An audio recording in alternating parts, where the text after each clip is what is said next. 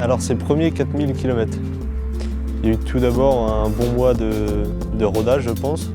On a tellement de vélos, tout un paquet de trucs, que les gens ils se rendent pas compte immédiatement de ce qu'on fait, quoi.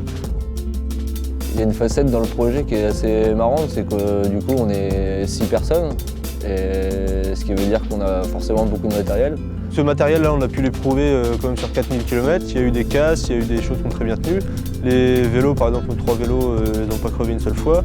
Le tandem, on a eu un problème sur la roue arrière en Lituanie, sur les pires chemins de cailloux il n'y a que là-bas qu'on peut trouver ça. Alors une jambe de tandem qui casse, c'est pas rigolo. Et parce que tu te dis, je vais pouvoir faire encore combien de mètres. Et puis surtout, on était à 60 km du premier réparateur de vélo, quoi. Du coup, on a mis le tandem dans ce bus qui relie Preina à Kona. Et là, on va retrouver les mecs qui sont certainement en train de nous attendre. Les casses permettent de briser la routine. On cherche des solutions et on les cherche vers les gens, on les cherche vers d'autres moyens de se déplacer et d'autres moyens de communiquer parce qu'on ne parle pas forcément la langue locale et les gens ne parlent pas forcément anglais. Et ça donne, franchement, ça donne du piquant au voyage.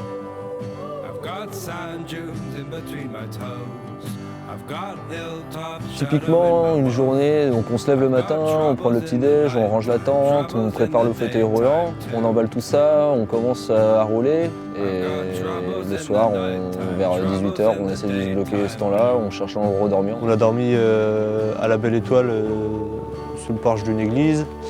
On a beaucoup campé. En Pologne, on n'a pas sorti le tipi une fois.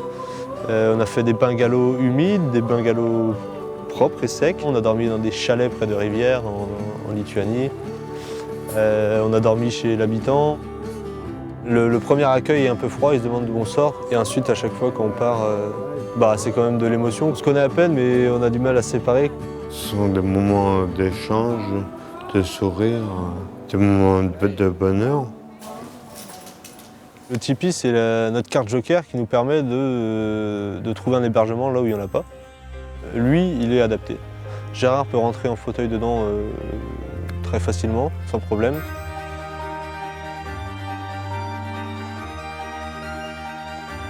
La maladie, on sent qu'elle est là, on sent qu'il y a des difficultés. Et avant de faire le tour du monde, il y avait des questions qui se posaient. C'est comment la maladie va être gérée, est-ce qu'il ne va pas faire trop chaud, est-ce qu'il ne va pas faire trop froid, comment ça va se passer quand on ne va pas trouver de camping ou quoi. Je savais bien que ça n'a pas été si simple de partir comme ça, faire le tour du monde en vélo et dormir sur la tente. Mais je m'aperçois que ce n'est pas un problème, vu que nous vivons avec une équipe où la solidarité et le partage.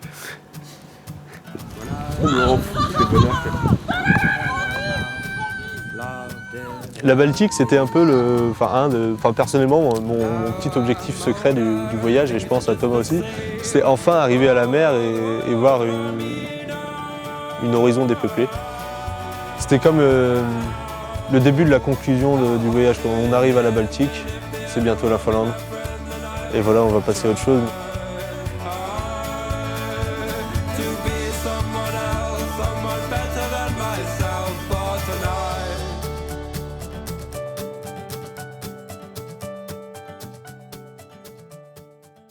Tu sais qu'on dit Québec à l'envers, envers l'angle. Québec.